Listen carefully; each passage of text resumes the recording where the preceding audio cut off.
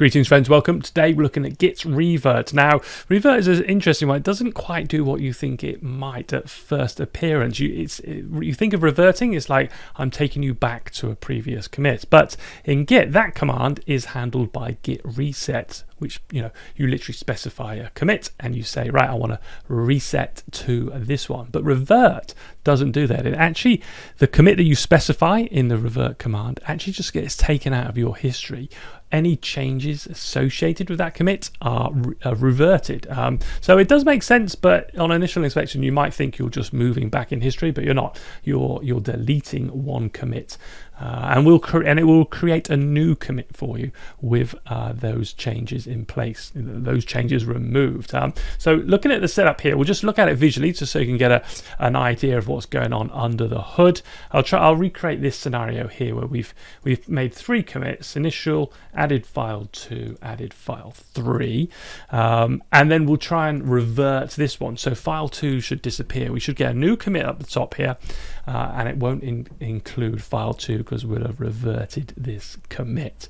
You can see at the moment we've got our latest commit pointing down to 1, 2, and 3 there. Okay, so let's jump. Oh, before we do, if you find yourself enjoying the video, feel free to click that subscribe below.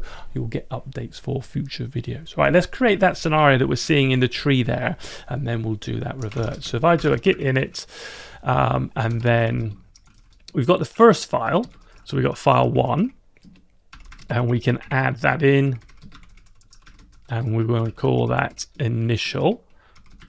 And then we had another commit, so let's do test 2, and that was in file 2, and so we can add that one in, and we'll say added file 2.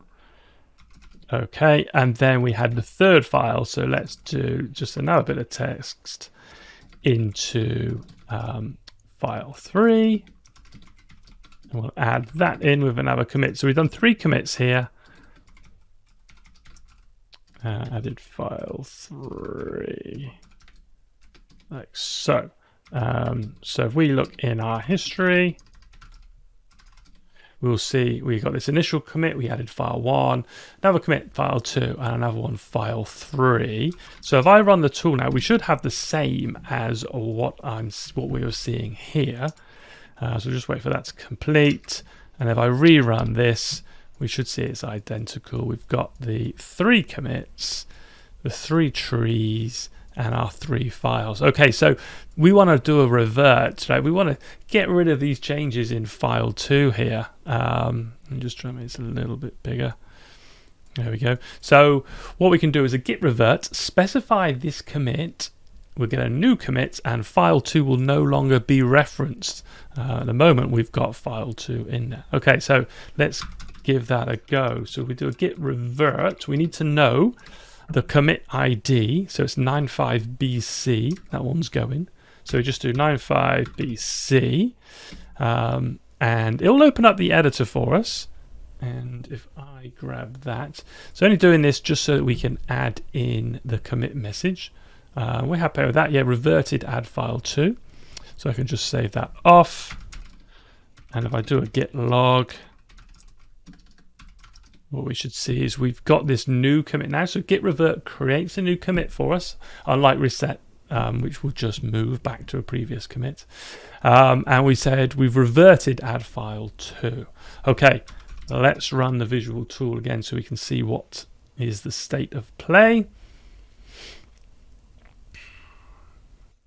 All right, if I come back in here and I run this again now, just run it again there.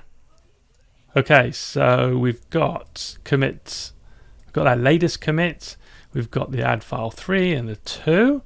And if we look at the files down here and try and pull these out, we can see now, if I zoom in, I don't need to have the head stuff.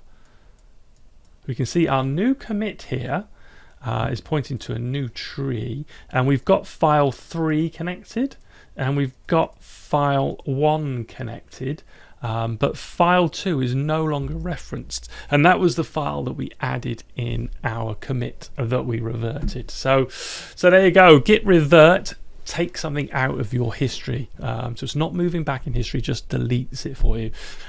So not as scary as Git reset, in that you can lose data that you're working on. It's a more safe command to use as well. I hope that was interesting. Give me a thumbs up if you liked it, thumbs down if not. Thanks for watching. Catch you next time. Bye.